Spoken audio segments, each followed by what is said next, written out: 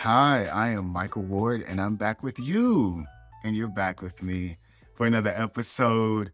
As we continue to have these conversations, I wanted to really talk about caregiving, and I'm not exactly sure how much I'll go into it and how much I'll speak on it because it's still an ongoing thing in my life right now, and I'm still working out between my heart and my mind of where I am with a lot of therapy. But I wanted to just say where I am right now because I feel like a lot of people will relate. And this is something when it comes to my life that I'm now thinking about at being 35, probably within the past 2 years in the pandemic. It's just been rough between going to Houston and Jacksonville, which I claim both as my homes because a lot of my family is still in Houston and it's my roots. It's where I was born and raised, and in the beginning of the pandemic, there were a lot of elders in my family that transitioned and are no longer with me here, but they're still in my life. I believe that. But it was really hard watching the effects of the pandemic and how it shifted family dynamics quickly. I mean, it was just like literally I felt like the pandemic hit March, of 2020, and I was starting to lose people that were close to me. And it just was so much to think about already of like, is it safe? Is it okay to travel? Am I going to, bring anything back with me trying to attend funerals? And all of these things were real concerns, but I couldn't do I won't say that I couldn't do it. It was not my preferred method of paying my respects via Zoom. And so even last year of traveling to go back home in person for like some of the first time of experiencing these major losses in our family, it was really interesting. And so many thoughts just came up about losing these matriarchs and patriarchs of the family and people who were in my village that raised me, you know, they've known me since I was Pop, you know, one of my childhood nicknames, and they were no longer here. And I also witnessed, I hate saying sometimes the resilience, but that's what it is. That's the best word that I can think of right now, and the strength of how my family banded together to become caretakers and take care of the elders in my family.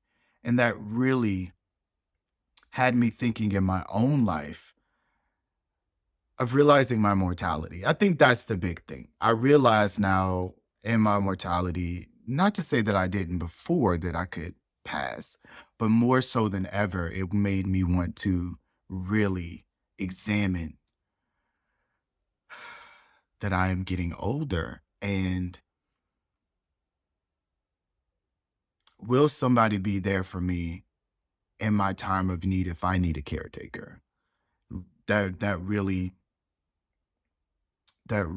like it struck me. And I talked a little bit about this, and I know that episode about prioritizing my career over love and being intentional in creating these spaces, but it also just rang to me of witnessing the love and the marriage between a lot of the elders in my family, of them having each other on top of my family to take care of them and what that looked like.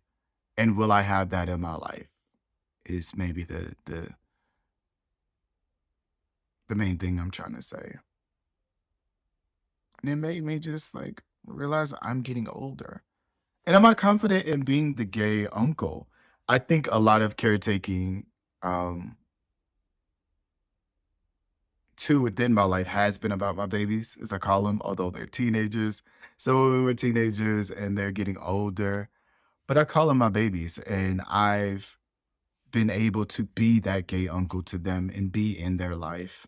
And sugar them up, as I say, and send them back to their mammies and they pappies, and going about my business to live my life and be able to pick up and go as I choose, and to kind of be that extra support and that love and get that expression of love, a little bit through the moments where I get to have my babies with me and take care of them. So that's one. And I'm still contending with that. I don't know if I have the answers all. And I don't want to put this pressure on myself right now at this age to like say that I'm going to be a gay uncle just for the rest of my life and I have my own. But I'm getting older and I'd like to be able to like have that experience with a partner if possible. So that's one of the things that I've been contending with in the pandemic as watching the shifting family dynamics. Number 2 is just like watching what feels to me again overnight of my parents now, you know, becoming the parents of their parents, and what that must feel like for them, and trying to have these conversations with them about my relationship to them. Because I realize right now they're very emotional, they're very vulnerable because they're in a space that they probably never thought that they would be in of watching their parents age. And what does that look like now being the parent to your parent? And I ask those questions sometimes, like, how are y'all? Are y'all good? Are y'all okay? But it's a very sensitive and delicate subject to me because they're in the midst of it.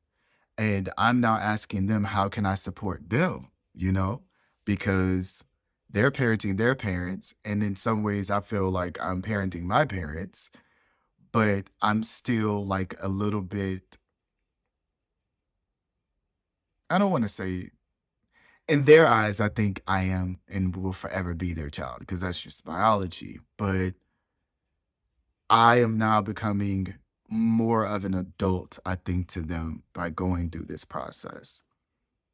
And I realize as well my parents' mortality, that my parents won't always be here and they won't always be around.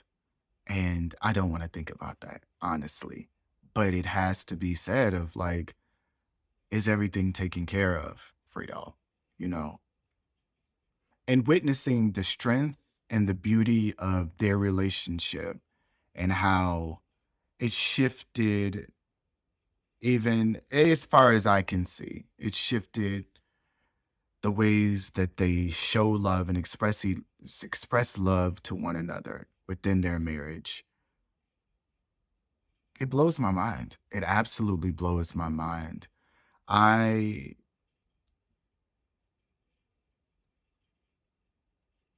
I feel like despite our meeting me and my parents, despite me and my parents' relationship and growing up, there is still a love, a care, and concern to make sure that their emotional well being is intact while they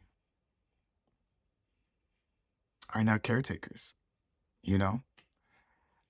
And so, yeah, that's kind of one of the things I feel like has come out of this pandemic while we're still there. And woo, I feel like a lot of people will be able to relate and a lot of people will be able to understand what that feels like. And I give them so much grace and try to love on them as much as I can and as much as possible because it is work. It is work. And I hear it in their voices. I see it when I talk to them. And so like I always say, I hope that you all will be able to continue the conversation. Talk to me about it. I know I'm reaching a certain point where I feel like I feel myself getting to a place. So I'm just going to hopefully end it there. But if you are out there taking care of family, friends, in your life. I give you love. I extend grace. You are doing a beautiful thing right now. So, thank you for checking this out again. I definitely appreciate you liking, subscribing, commenting, all the wonderful content that's here on CNP TV as we continue to have these conversations. So, I will see you again. And as always, be good to yourself.